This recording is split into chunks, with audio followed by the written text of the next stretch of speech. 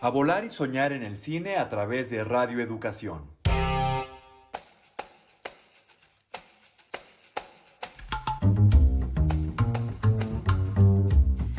Linterna mágica en la radio. Una serie cinematográfica, radiofónica, literaria, musical, para un público deseoso de vivir las múltiples y enriquecedoras experiencias que el cine nos da. Un recorrido por la Cineteca Nacional a través del cine, las películas y sus creadores.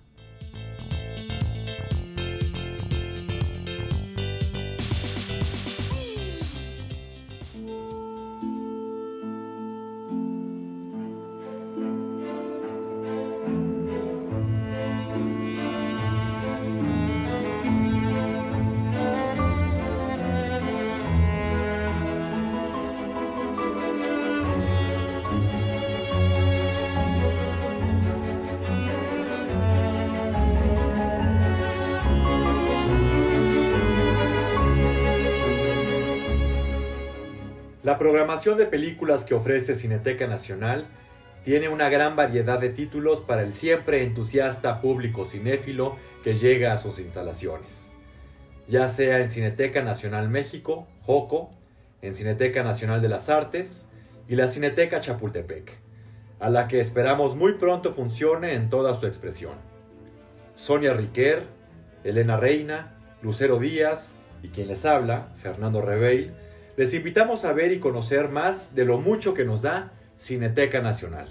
Ya se anunció la programación de películas de la 76 Muestra Internacional de Cine, que se verá del 7 al 14 de noviembre en Cineteca Nacional México y posteriormente en distintas salas. El próximo lunes 4 de noviembre se presentará el libro El placer del cine, conversaciones sobre el análisis cinematográfico, del doctor Lauro Zavala. Él mismo nos invita y antoja a conocer el placer del cine desde su particular experiencia. Este es uno de los varios eventos gratuitos que se realizan en Cineteca Nacional, además de funciones especiales, ciclos y un sinfín de actividades por disfrutar en Cineteca Nacional. Si quieren conocer algunas de ellas, escuchen Linterna Mágica en la radio o entren a la página www.cinetecanacional.net. Ahí encontrarán todo un mapa de aventuras cinéfilas por doquier, películas por descubrir o redescubrir, libros, música, encuentros y distintas formas de apreciar el cine en Cineteca Nacional.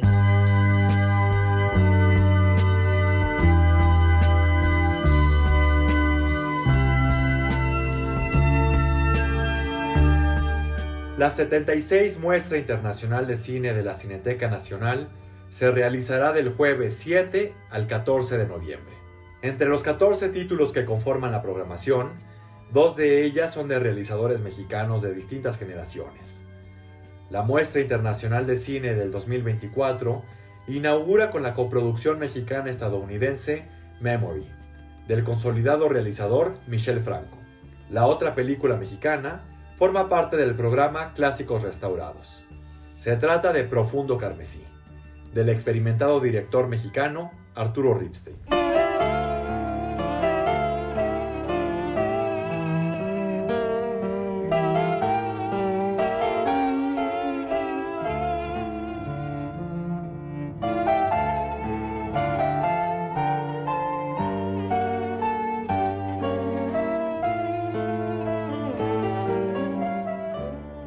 En 1996, el cineasta estrenó su largometraje número 26, Profundo Carmesí, protagonizado por la cantante y actriz Regina Orozco y el director y actor Daniel Jiménez Cacho. La cinta se basa en la historia real de la pareja de asesinos seriales Raymond Fernández y Marta Beck, quienes en Estados Unidos, en la década de 1940, cometieron horrendos crímenes contra mujeres indefensas.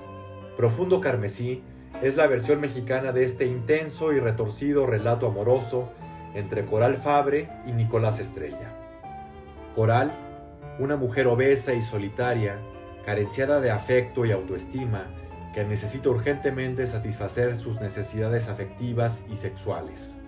Cuando conoce a Nicolás, un vividor que enamora mujeres solas, mayores de edad, con el único fin de robarlas.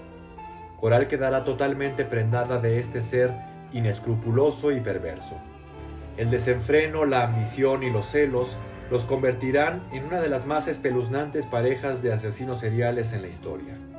A la 76 Muestra Internacional de Cine llega la versión restaurada y sin censura de Profundo Carmesí de Arturo Ripstein, de la que se recuperaron casi 25 minutos de material inédito.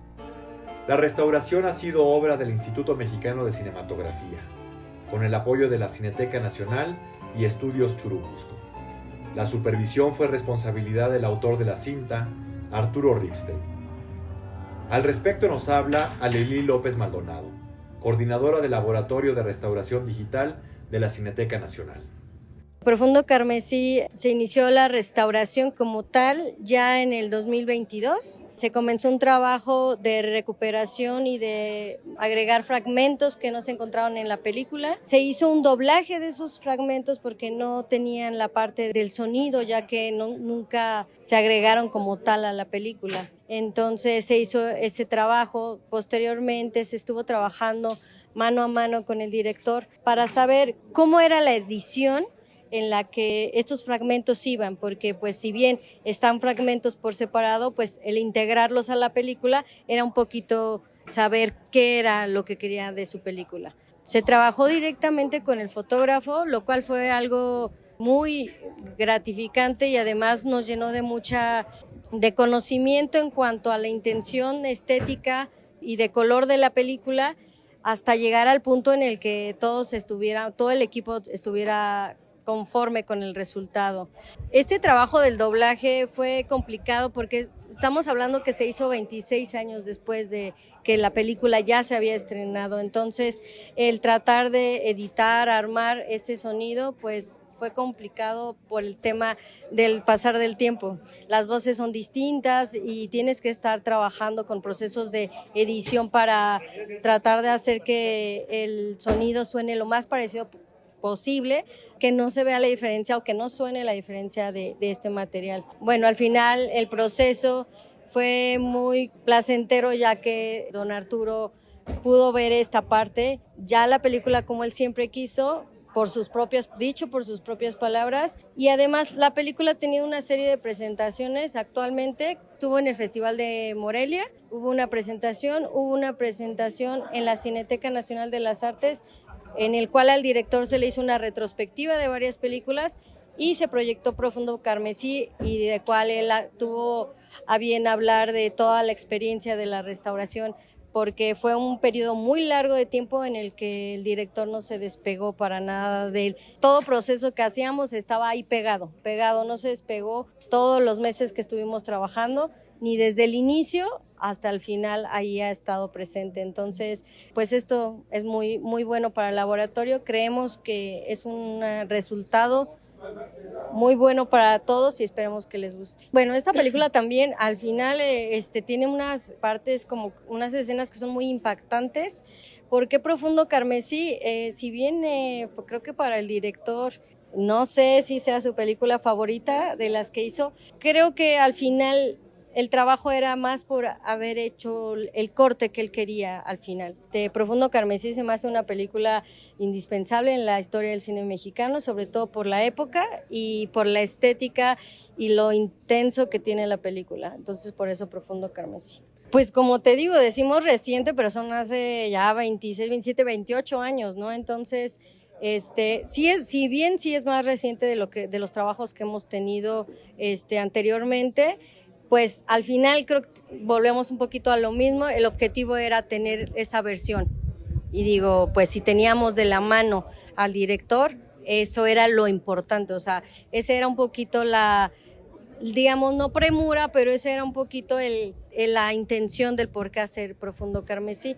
Sí, si bien no es muy, muy antigua, ya son 28 años, es difícil en este tema. Cada película es distinta y cada película tiene un reto, que pensamos que lo sabemos todo y te sale algo. Entonces, en este caso, el doblaje, la mezcla, la adición de los fragmentos fue lo que causó como esta complejidad de la restauración. Los invito totalmente, es una película que la verdad es un resultado de todo un equipo de trabajo, de meses de trabajo, y que estamos muy contentos con el resultado que tiene. Entonces, vengan a verla, disfrútenla, está intensa, pero creo que al final van a tener una grata experiencia.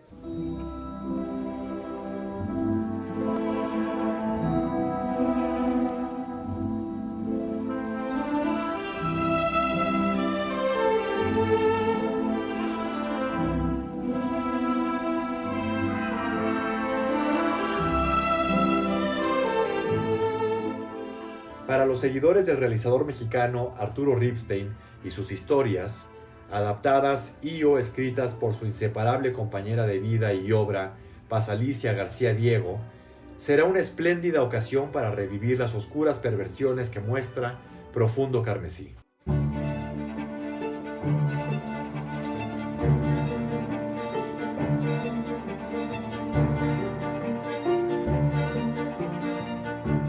La 76 Muestra Internacional de Cine combina obras de autores afamados entre amplios públicos con películas de cineastas debutantes que se han visto en festivales de gran prestigio, logrando el asombro de crítica, jurados y espectadores. Quienes se habían alejado del cine de Pedro Almodóvar, en La habitación de al lado volverán a conectar con el enorme talento y sensibilidad del cineasta español.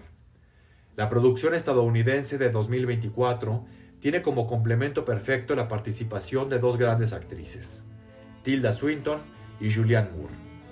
La ensoñación y el enigma de la India se observan de una forma entre contemplativa y realista en La luz que imaginamos, debut en el cine de Payal Kapadia.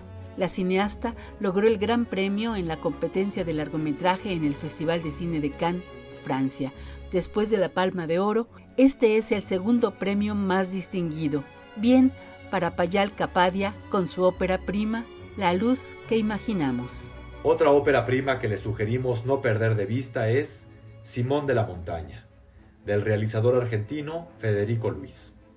Con suma naturalidad, cuenta una historia llena de complejidades y sorpresas, protagonizada por un grupo de actrices y actores que tienen una condición especial. Véanla, una película, esta sí de verdad, diferente. La semilla del fruto sagrado, Imam, del prestigioso director iraní Mahamad Rasulov, es una película de gran realismo y dificultad. Es la ironía que se presenta en la vida de un juez de instrucción del Tribunal Revolucionario de Teherán. Cuando obtiene un ascenso y sus sueños y los de su esposa y sus dos hijas se multiplican, la terrible realidad lo confrontará con él mismo y lo que representa. La 76 Muestra Internacional de Cine comienza la siguiente semana. Ya habrá tiempo para comentar con mayor profundidad y precisión de estos y otros títulos. Por ahora dejen abierta su agenda cinematográfica porque viene mucho cine para ver en Cineteca Nacional.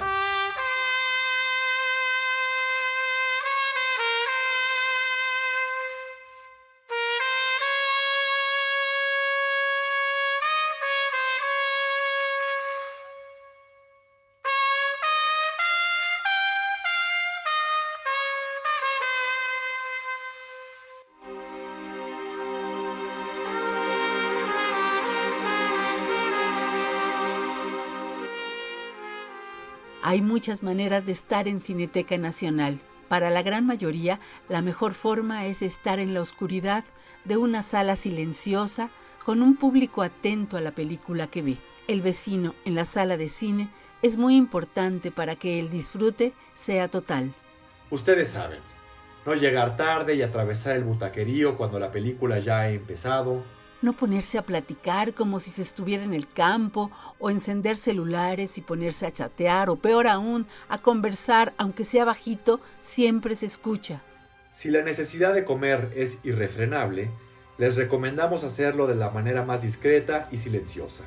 Para podernos concentrar y compenetrarnos en la historia que estamos viendo, para así apreciar en su totalidad la creación cinematográfica.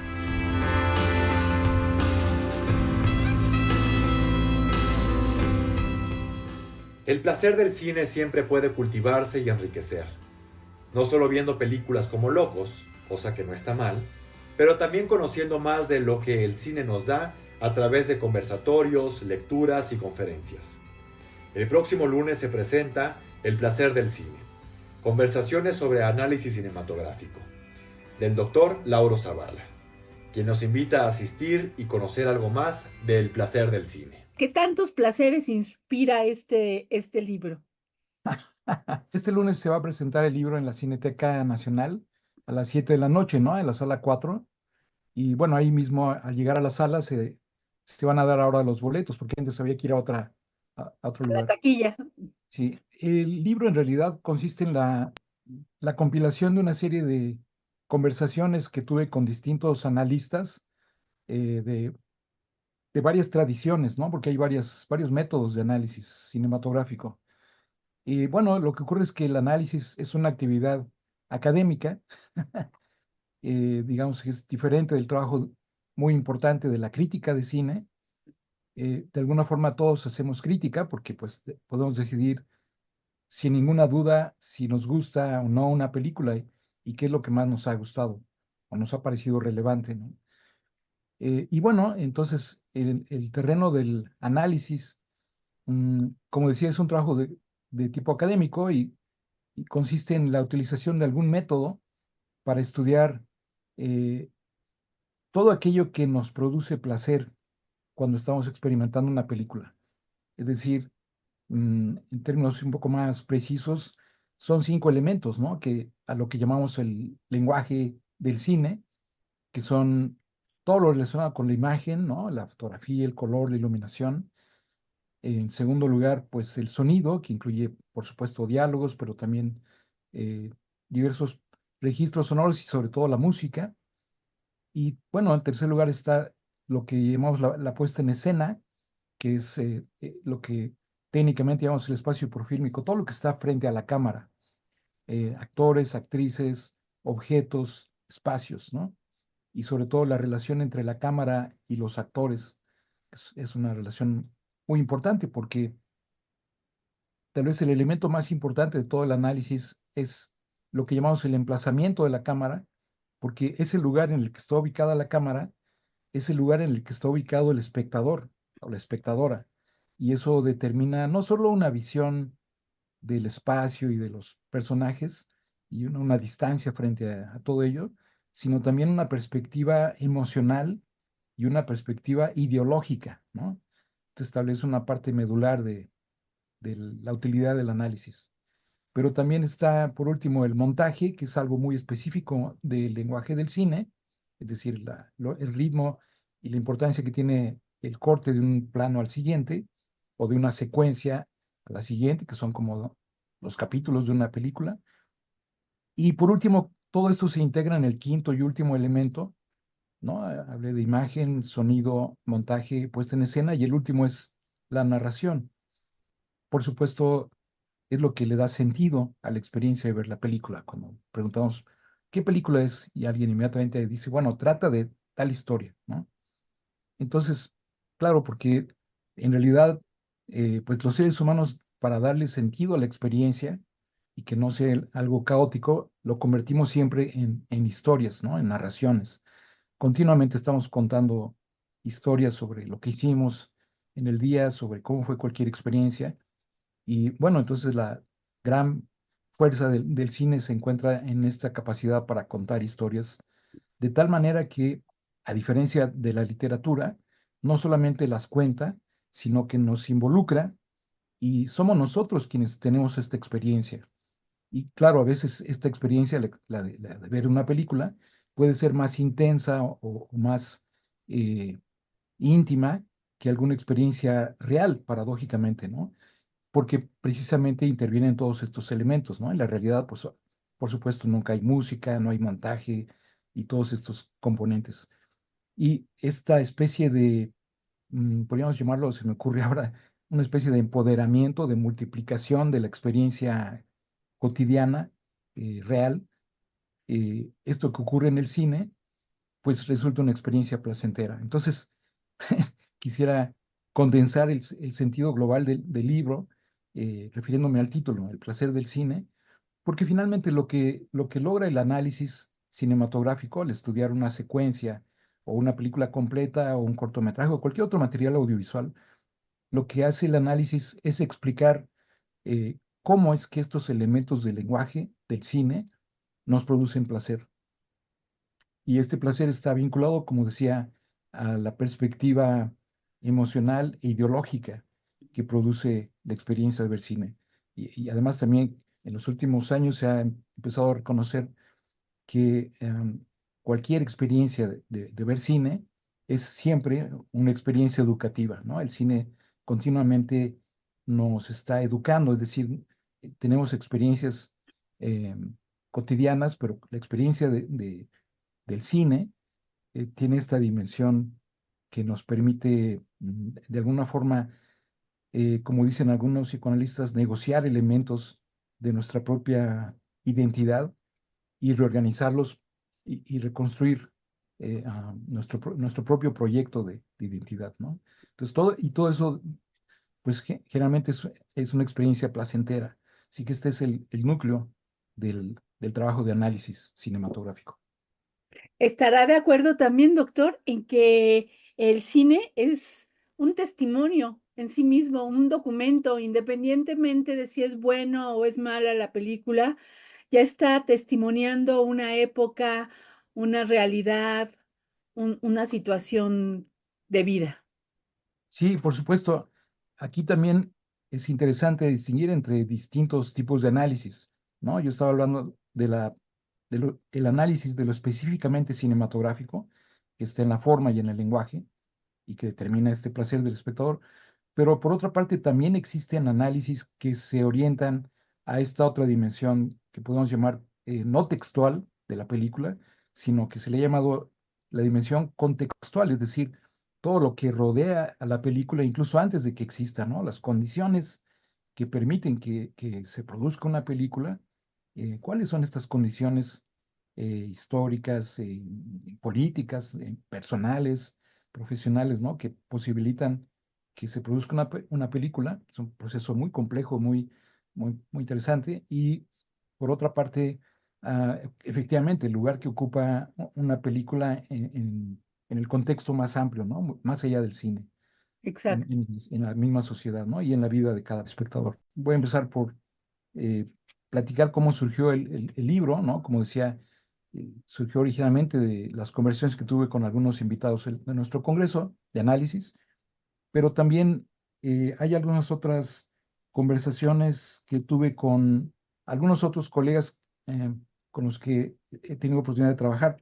Por ejemplo, pues estuve una temporada trabajando como profesor en la Universidad de Nueva York, donde trabaja Robert Stamp, que es uno de los referentes de la teoría del cine, ¿no? Entonces aproveché esta estancia para conversar con él sobre el análisis.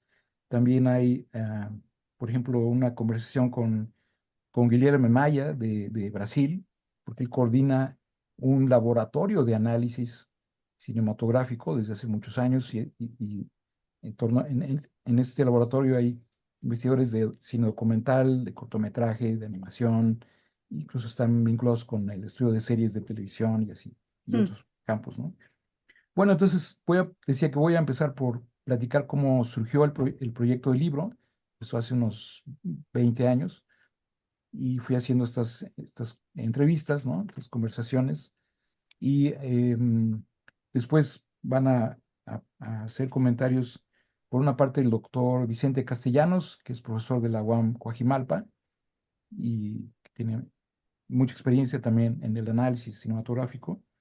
Y también va a participar el doctor Rodrigo Martínez, que es profesor de la UNAM, también en este campo del análisis cinematográfico, ¿no? Los conozco desde hace muchos años y de hecho ellos propusieron participar porque es un campo en el que están muy comprometidos, ¿no? Y bueno, al final pues voy a comentar un poco esta idea global del libro, ¿no? Sobre las dimensiones que producen la experiencia de ver cine para abrirlo a preguntas y comentarios de los participantes. En realidad el libro va a estar también a la venta, ¿no? En la misma Cineteca, afuera de la sala. pero bueno, siempre es una celebración, ¿no? El momento de presentar un libro, así que es, por supuesto, me dará mucho gusto que nos acompañen.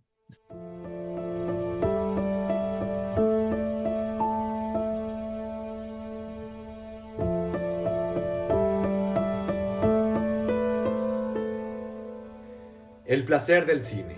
Conversaciones sobre análisis cinematográfico. Escrito por el doctor Lauro Zavala. Será presentado por el doctor Roberto Domínguez y el doctor Vicente Castellanos. Lo edita la Universidad Autónoma Metropolitana. Este lunes 4 de noviembre a las 7 de la tarde en la sala 4. Ahí les darán su cortesía. Lleguen por lo menos 15 minutos antes porque el cupo es limitado. Con el doctor Zavala podrán conocer de muchos otros temas. No nos quedamos con las ganas de hacer otras preguntas. ¿Cuál es la situación de las mujeres en el análisis cinematográfico? ¿Cómo ha sido la participación de ellas?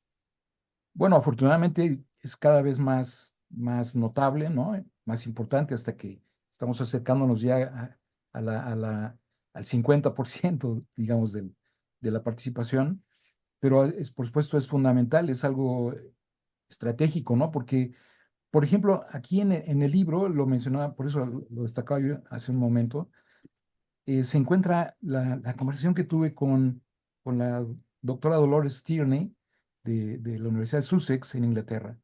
Bueno, me detengo ahí porque es un caso muy claro digamos, un ejemplo muy importante del trabajo que hacen las mujeres en el análisis.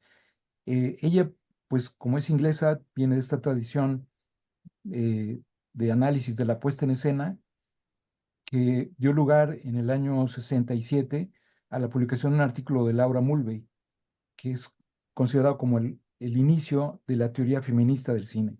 Y la teoría feminista, hay más de 100 teorías del cine, pero digamos, la teoría feminista es tal vez la más importante porque es una teoría de la mirada, ¿no? La mirada de la cámara, que puede tener una connotación de género. Y bueno, de lo que converso en este caso con Dolores Tierney es sobre un libro que ella publicó hace unos años sobre el cine de Emilio Fernández. Y bueno, es muy interesante, muy sorprendente, porque claro, su cine ha sido un referente de una cierta visión de los géneros, ¿no? Y lo que ella logra en este libro es dirigir una mirada de género, precisamente que ah, es distinta a la tradición de las lecturas que se han hecho del cine de Emilio Fernández en México durante muchísimo tiempo, ¿no? Y lo que ella va encontrando en la película es que la película parece desmentir la mayor parte de los análisis que se han hecho sobre la obra del Indio Fernández, porque son en la mayor parte comentarios acerca de lo que rodea a la película y no de la película misma, ¿no? Ujú. Entonces, esta mirada de una analista sobre un director, pues, que siempre ha estado relacionado con mirada de género, pues es muy enriquecedora, ¿no?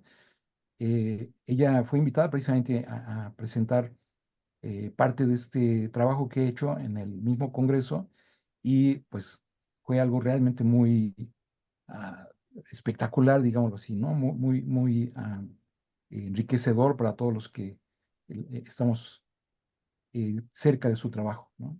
Entonces, bueno, es un ejemplo, hablando del libro, pero en términos generales, por supuesto, la mirada y incluso la misma metodología que puede utilizar cualquier persona, no necesariamente una mujer, sino esta metodología de la teoría feminista del cine, pues es fundamental, ¿no? Para la práctica del análisis contemporáneo, sí, por supuesto.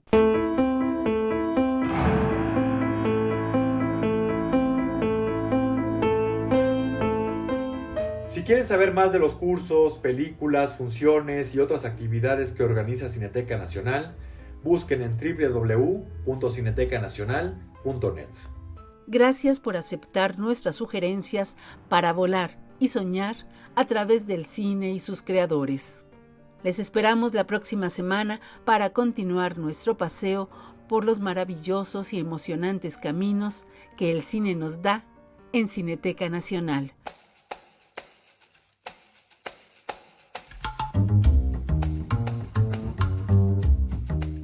Linterna mágica en la radio. Un recorrido por la Cineteca Nacional a través del cine, las películas y sus creadores. En la conducción, Sonia Riquer y Fernando Rebey.